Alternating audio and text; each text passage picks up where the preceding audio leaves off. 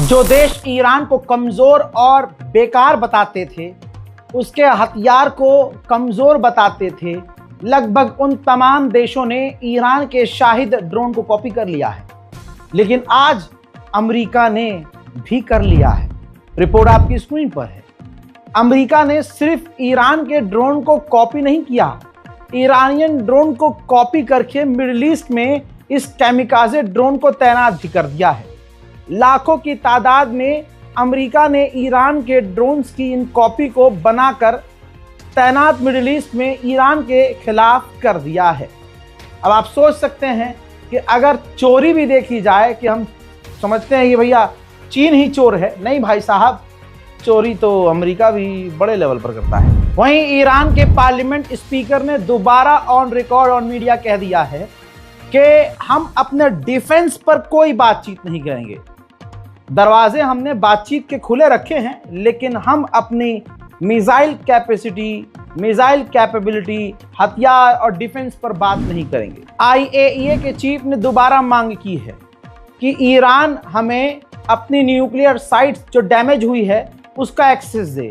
अभी तक ईरान ने हमें उन न्यूक्लियर साइट्स पर जाने नहीं दिया है जहां इजराइल और अमेरिका ने हमला किया था।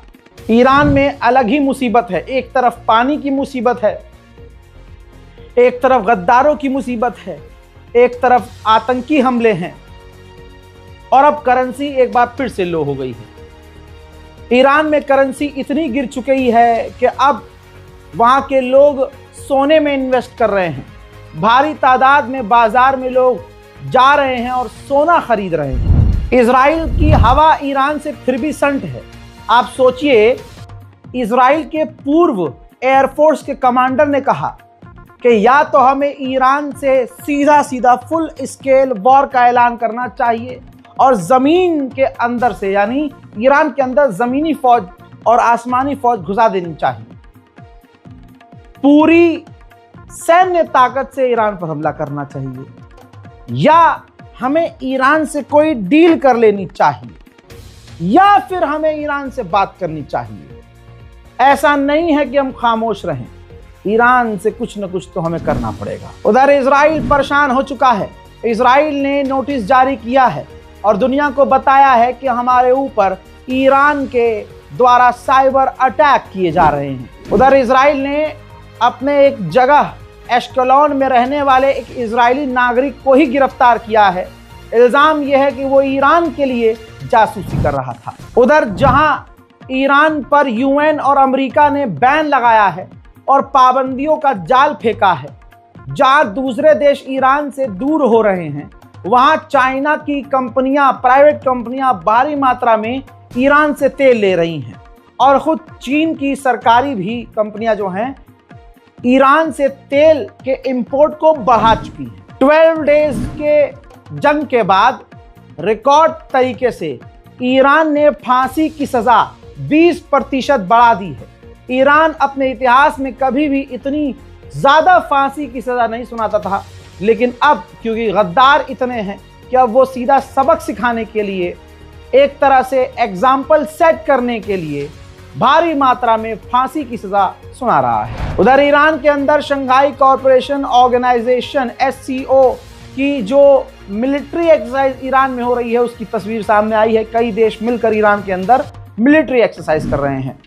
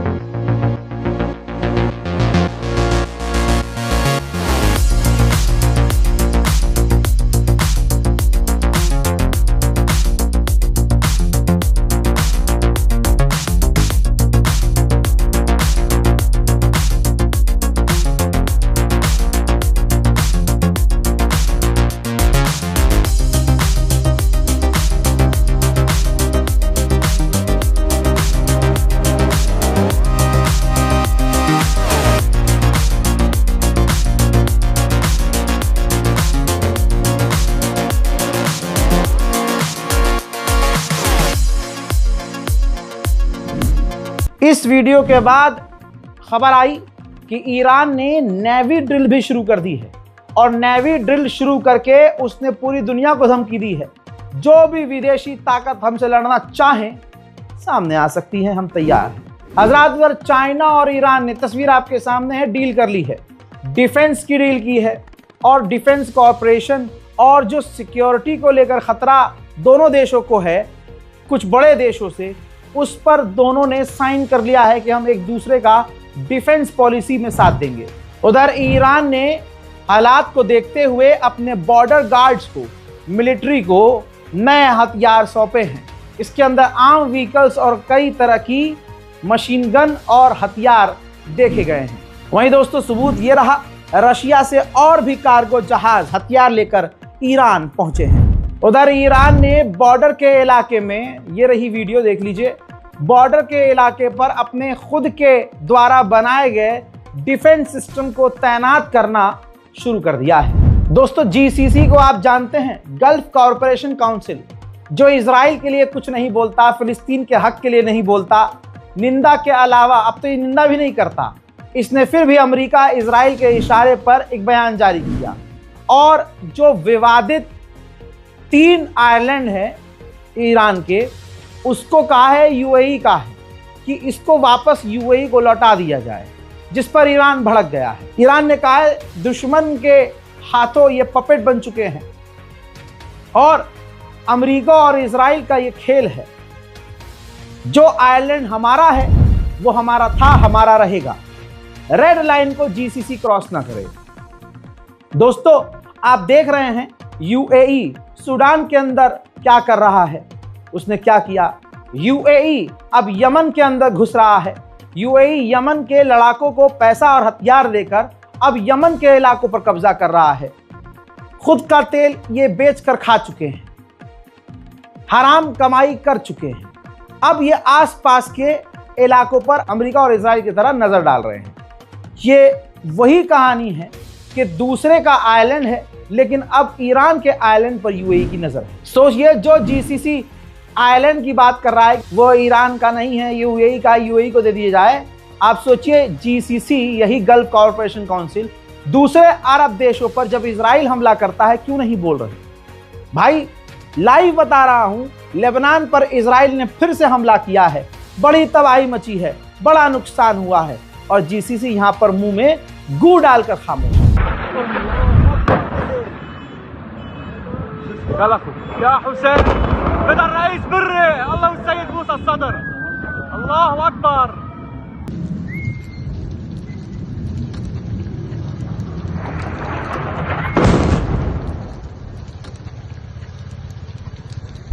हजरात मोहतरम, आइए लेबनान में ये जो हमले हुए हैं इसके तबाही के मंजर मैं आपको दिखा रहा हूं। ये देखिए, लेबनान में भाई इतना नुकसान हो रहा है कि लेबनान हर दिन सालों साल पीछे जा रहा है।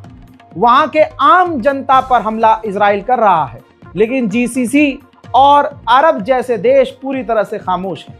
बस ये ईरान के खिलाफ बोल लेते हैं। लेबनान से बड़ी खबर यह आई कि 20 साल बाद लेबनान ने इजराइल से डायरेक्ट बात की है। इजराइल के ऑफिशियल्स लेबनान पहुंचे थे, फ्रांस के भी ऑफिशियल्स थे, अमेरिका के भी ऑफिशियल्स थे, बात की गई है, पहले दौर की मीटिंग हो गई है। अभी क्या फाइनल हुआ है कुछ नहीं पता, लेकिन सेकंड फेज की मीटिंग बहुत जल्द होने वाली है। लेबनान के प्रधानमंत्री ने कहा कि बॉर्डर पर शांति तभी होगी जब इजराइल पीछे हटेगा, डील करेगा, इकोनॉमिकल रिश्ते करेगा और अपनी गुंडागर्दी बंद करेगा। साथ में उन्होंने इजराइल को खुश करने के लिए यह भी कहा कि हिजबुल्लाह को हथियार किसी भी हाल में डालना होगा। सोचिए, देश आपका और पड़ोसी देश अलर्ट जारी कर दे सोशल मीडिया और वेबसाइट पर कि इन इलाकों को खाली कर दो, तो सोचिए ये इंटरनेशनल लॉ का कितना बड़ा उल्लंघन है। ये देखिए, इजराइल ने लेबनान के कई इलाकों को हाईलाइट करके खाली करने का हुक्म जारी कर दिया है। लेबनान पर इजराइल बड़े हमले करेगा, वो पहले ही बोल चुका है। अब आसमान में आप देख सकते हैं लेबनान के अभी भी इजराइल के ड्रोन लगातार उड़ रहे हैं।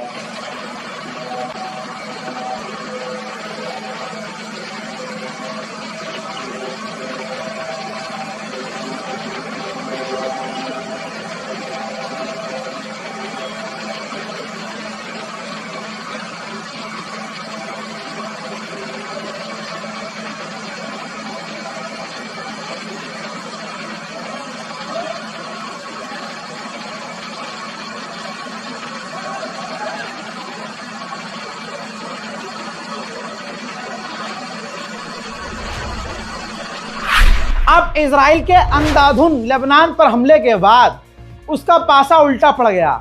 ठीक वैसे ही जैसे ईरान पर इजराइल ने हमला करके लोगों को डराया और कहा कि अब अपनी सरकार गिराओ और सुप्रीम लीडर के खिलाफ सड़क पे आ जाओ, हुआ लेकिन उसका उल्टा था। ईरान टूटने के बजाय एक हो गया। लेबनान में भी ऐसा ही होना शुरू हो गया, क्योंकि हिजबुल्लाह ने पहले ही कहा था कि अगर हम पीछे हट गए, हिजबुल्लाह अगर पीछे हट गया, हथियार डाल दिए, तो इजराइल का एक तरह से लेबनान पर कब्जा पक्का है। अब लोगों को समझ में आ गया कि भाई हिजबुल्लाह अभी इतना कमज़ोर है, तो इजराइल ने यह हाल कर दिया है। अब वहाँ के लोगों ने हिजबुल्लाह के समर्थन में लेबनान में नारेबाजी शुरू कर दी।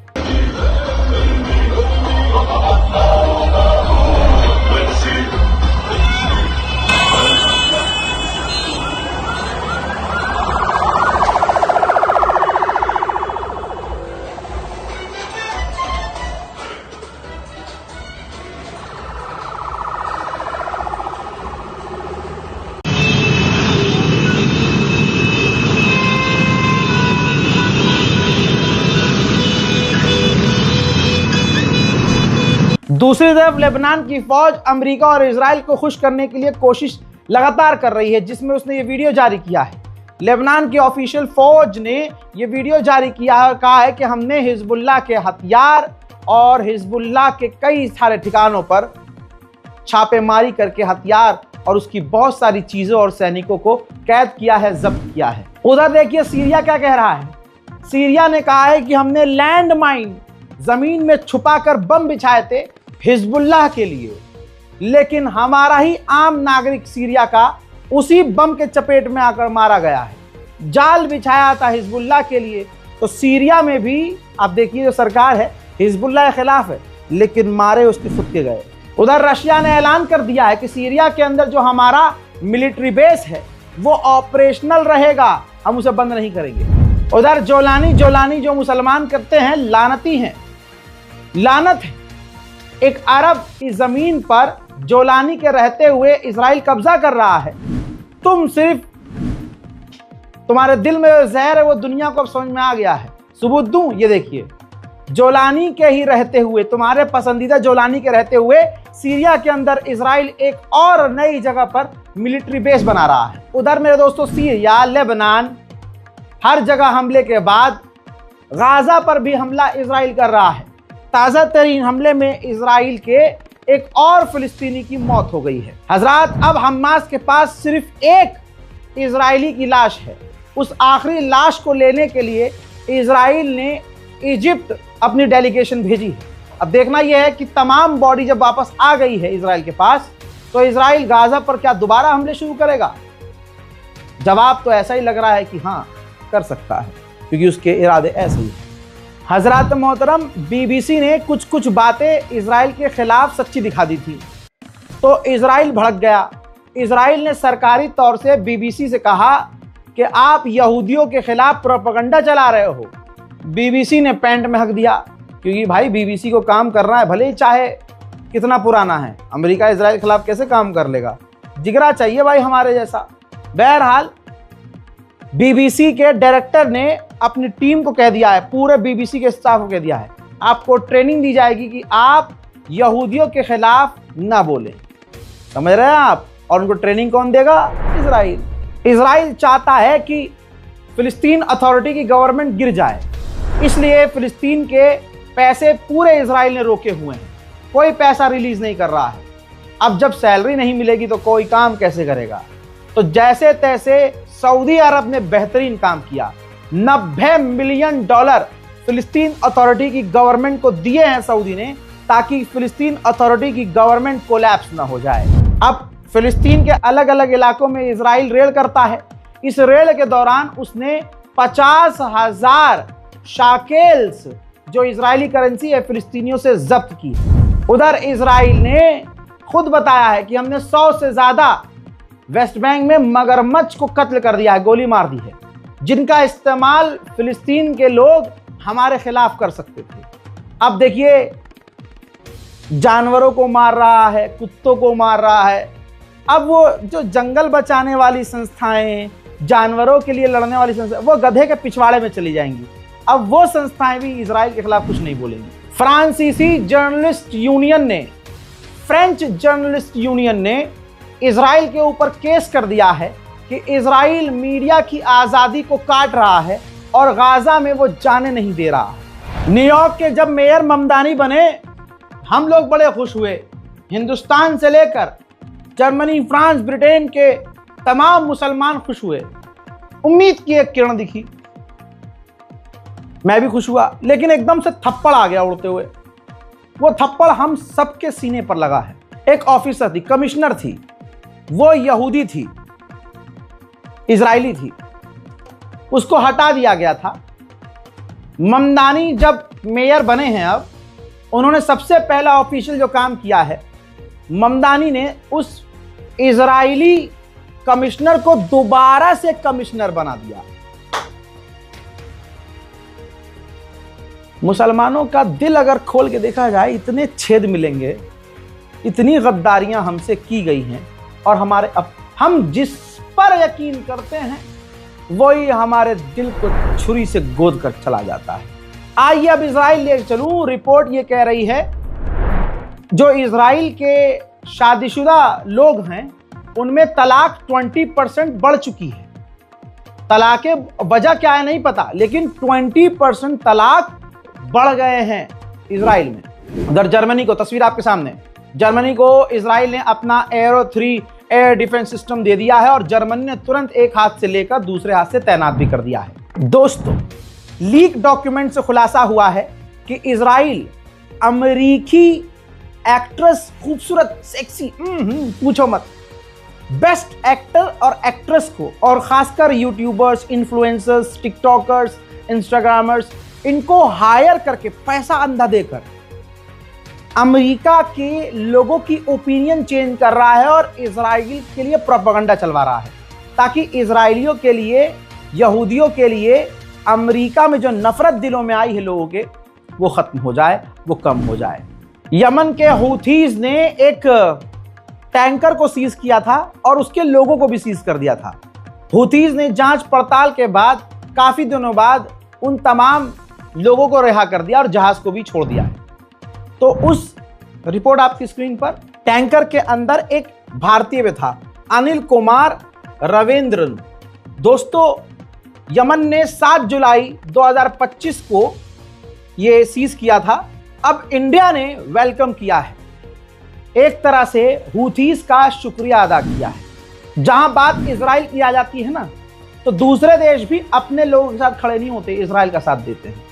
इजराइल किस किस तरह से आप लोगों को टॉर्चर करता है और कर सकता है, आप ये समझिए। स्विट्जरलैंड के 19 एक्टिविस्ट जो फ्लोटीला में शामिल थे, उस समुद्री काफिले में शामिल थे जो गाजा की तरफ गया था, जिन्हें इजराइल ने कैदी बना लिया था, मारा था, पीटा था, टॉर्चर किया था, अपना झंडा जबरदस्ती चुमवाया था। जब स्विट्जरलैंड के वो लोग वापस आए, तो अब लंबे समय के बाद स्विट्जरलैंड की ही सरकार ने अपने उन 19 एक्टिविस्ट को बिल भेज दिया है। बिल कि हम आपको वापस लेके आए, उसका ये बिल, आपके लिए हमने गाड़ी अरेंज करी, आपके लिए जहाज अरेंज किया, आपके लिए हमने इजराइल की सरकार से बात की। ये है स्विट्जरलैंड, ये डेमोक्रेसी वाले देश है भाई। हालांकि इस पर स्विट्जरलैंड को नंगा किया जाना शुरू हो चुका है, लोग अच्छे से जलील कर रहे हैं, लेकिन इजराइल का ये आप देखिए कितना खतरनाक लिंक है, अंदर ही अंदर मोसाद ऐसे काम करता है।